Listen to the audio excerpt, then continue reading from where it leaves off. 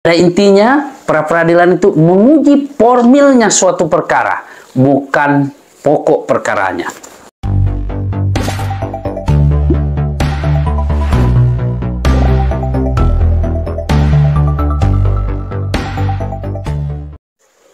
Assalamualaikum warahmatullahi wabarakatuh.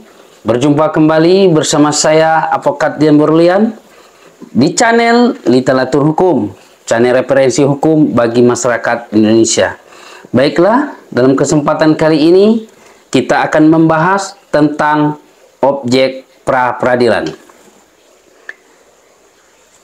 Baiklah sahabat literatur hukum sekalian, sebelum kita membahas objek pra peradilan ini lebih dalam, ada baiknya sahabat literatur hukum sekalian dukung channel ini dengan cara subscribe, like, komen, and share video-video dari literatur hukum. Dan ingat, aktifkan lonceng notifikasinya agar sahabat literatur hukum sekalian tidak ketinggalan video-video terbaru dan video menarik dari literatur hukum. Baiklah sahabat literatur hukum sekalian, kita akan membahas tentang objek pra peradilan. Namun sebelum kita membahas objek pra peradilan ini, ada baiknya sahabat literatur hukum sekalian mengetahui apa itu pra peradilan.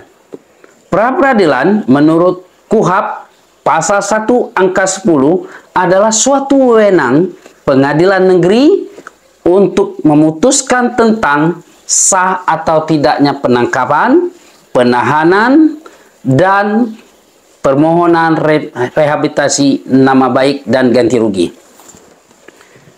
Namun, pra peradilan secara sederhananya atau secara umum itu adalah suatu hak tersangka untuk menguji atau mengukur tentang formalitas penangkapan, penahanan, rehabilitasi nama baik, atau ganti rugi, atau penetapan tersangka, penggeledahan, dan penyitaan. Jadi secara sederhananya kita menguji apakah formilnya ini atau persyaratan menetapkan orang tersangka, atau persyaratan melakukan penangkapan, atau persyaratan melakukan penahanan, atau persyaratan menetapkan orang tersangka, dan atau juga persyaratan penggeledahan dan penyitaan. Namun pada intinya pra peradilan itu menguji formilnya suatu perkara, bukan pokok perkaranya.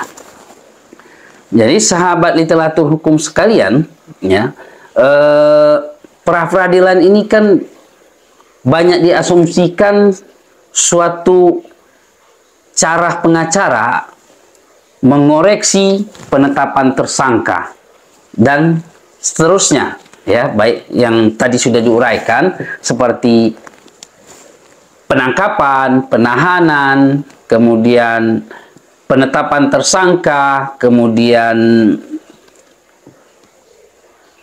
penggeledahan dan penyitaan, rehabilitasi nama baik, ganti rugi. Ini kita uji apakah ini benar atau tidak melalui pengadilan negeri setempat. Nah, yang jadi problem bagi kita seorang pengacara, kadang pihak kepolisian atau kejaksaan ini menganggap apa yang kita lakukan itu adalah suatu tindakan yang mencari-cari kesalahan kepolisian atau kejaksaan dalam melakukan tugasnya.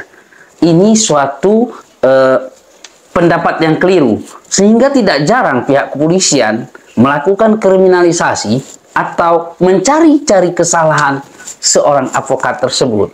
Nah, ini suatu tindakan yang keliru. Semestinya penyidik atau kejaksaan mendukung upaya pra peradilan ini karena menguji atau mengetes apakah apa yang sudah dilakukan oleh penyidikan atau oleh penuntutan oleh kejaksaan itu sudah benar atau tidak. Jadi tersangka atau penasihat hukum tersangka itu justru apabila penyidik atau penuntut memenangkan suatu pra peradilan ini berarti advokat atau tersangka ini telah memberikan legalitas formal kepada penyidik atau penuntut umum bahwa apa yang dilakukannya itu telah benar secara formilnya. Tapi tidak jarang sampai hari ini ya, pendapat bahwa pengacara dan tersangka ini mencari kesalahan penyidik dan jaksa penuntut umum itu masih beredar. Jadi harapan kita dengan video ini, baik itu dari pihak penyidik ataupun penuntut umum, tidak lagi memberikan label kepada penasihat hukum atau advokat apabila melakukan pra peradilan itu adalah dianggap sebagai musuh atau mencari kesalahan kepolisian atau kejaksaan. Ini hal yang keliru. Kemudian apa saja yang menjadi objek dalam pra peradilan ini? Inilah pertanyaan yang muncul ya. Namun di awal-awal tadi sudah kita jelaskan, kalau berdasarkan KUHP, objek pra peradilan itu hanya tentang penangkapan, penahanan, kemudian rehabilitasi atau ganti rugi. Kemudian muncul keputusan MK nomor 21 garis miring PUU garis miring 12 Remawi garis miring 2014 menyatakan bahwa penetapan tersangka, penggeledahan dan penyitaan adalah objek atau termasuk objek pra peradilan. Jadi objek pra peradilan itu bertambah dengan adanya keputusan MK tersebut, di mana menjadi 7 poin yang menjadi objek pra peradilan ini. 1, ya jelas tadi penangkapan, kemudian 2 penahanan, kemudian 3 ganti rugi atau rehabilitasi, kemudian yang keempat penetapan tersangka, yang kelima penggeledahan, yang keenam penyitaan, kemudian ya tadi apa yang kita ungkapkan tadi sudah sesuai dengan KUHP dan putusan MK. Jadi sahabat literatur hukum sekalian, apabila Anda ditetapkan tersangka dengan cara yang tidak wajar atau dengan tidak memenuhi prosedural, maka hak Anda untuk mengajukan pra peradilan, baik itu melalui keluarga Anda atau melalui pengacara Anda kepada pengadilan negeri setempat. Jadi Anda yang ditetapkan tersangka, atau Anda yang dilakukan penangkapan, atau Anda yang dilakukan penahanan dengan secara sewenang-wenang, Anda bisa mengajukan gugatan pra peradilan. Kemudian buat sahabat-sahabat saya, advokat atau pengacara, Anda jangan merasa takut dan terancam untuk mengajukan pra peradilan. Ajukan pra peradilan itu, tapi tetap dengan mempunyai attitude terhadap institusi kepolisian. Bukan berarti kita takut, tetapi kita menghargai sebagai aparatur penegak hukum. Karena kita pengacara atau advokat ini adalah caturwangsa penegakan hukum di negara Republik Indonesia ini. Jadi kita setara sama polisi, jaksa, hakim dalam proses penegakan hukum. Jadi tidak ada bedanya. Hanya saja kita sebagai pengacara tidak mempunyai wewenang lebih seperti penyidik, penuntut, dan majelis hakim. Baiklah sahabat literatur hukum sekalian, saya review kembali. Objek pra peradilan itu menurut KUHP pasal 1 angka 10 adalah penetapan tersangka. Saya review kembali. Penetapan tersangka, objek pra peradilan ini menurut KUHP pasal 1 angka 10 adalah penangkapan, penahanan, kemudian ganti rugi, penghentian penuntutan, dan penyidikan. Kemudian, baiklah sahabat literatur hukum sekalian, saya review kembali bahwa ada 7 objek pra-peradilan tersebut. Pra-peradilan ini, objek pertama adalah penangkapan, penahanan, penghentian penuntutan dan penyidikan, kemudian rehabilitasi nama baik atau ganti rugi, kemudian penetapan tersangka, penggeledahan, penyitaan. Jadi ada 7 poin. Itulah yang menjadi objek pra-peradilan. Apabila dalam hal 7 poin ini, sahabat literatur hukum sekalian, dilakukan oleh pihak penyidik atau penuntut dengan cara yang tidak prosedural atau dengan cara yang sewenang-wenang atau menurut Anda tidak wajar, maka Anda mempunyai hak untuk menguji apakah 7 poin tadi sudah memenuhi prosedur atau formilnya untuk melakukan tindakan kepolisian tersebut. Maka Anda bisa meminta penasihat hukum Anda untuk mengajukan permohonan pra-peradilan di pengadilan negeri setempat. Jadi Anda tidak perlu ragu, Anda tidak perlu takut, itu adalah hak Anda.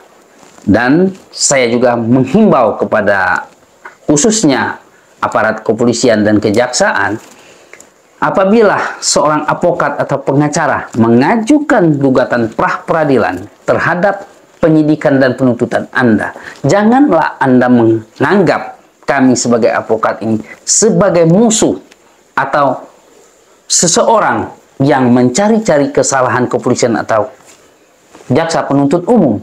Tapi kami menguji, kami mengetes apakah yang telah dilakukan tindakan kepolisian ini atau tindakan kejaksaan ini telah memenuhi persyaratan formil atau sudah prosedural atau tidak. Apabila Anda melakukan sesuai dengan prosedural dan formilnya, Anda tidak perlu ragu, Anda tidak perlu takut, tidak perlu menganggap kami sebagai musuh. Justru Anda berterima kasih kepada kami telah memberikan legalitas formil kepada Anda dalam hal penetapan tersangka, dalam hal penggeledahan dan penyitaan, dalam hal penangkapan, dalam hal penahanan, termasuk juga penghentian penuntutan dan penyidikan. Apalagi tentang rehabilitasi nama baik dan ganti rugi. Jadi, sahabat literatur hukum sekalian, perlu Anda ketahui bahwa penyitaan dan penggeledahan dan penetapan tersangka sekarang telah menjadi objek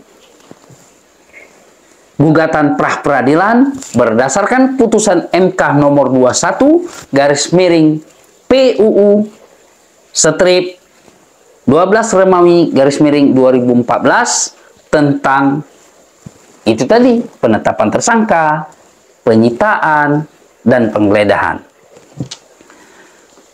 Baiklah sahabat literatur hukum sekalian, ya, saya tegaskan kembali kepada sahabat literatur hukum sekalian bahwa objek pra-peradilan itu adalah penangkapan, penahanan, kemudian penghentian penyidikan dan penuntutan, rehabilitasi nama baik dan ganti rugi, kemudian penetapan tersangka, penggeledahan dan penyitaan.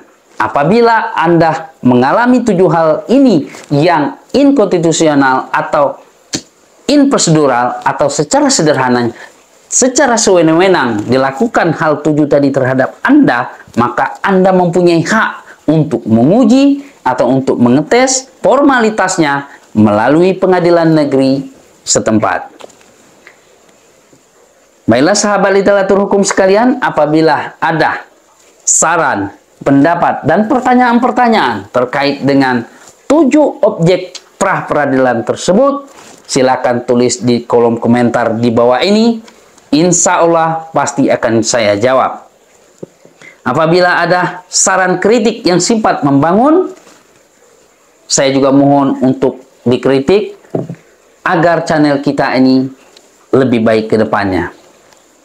Akhir kata, wabillahi taufiq wal hidayah. Wassalamualaikum warahmatullahi wabarakatuh.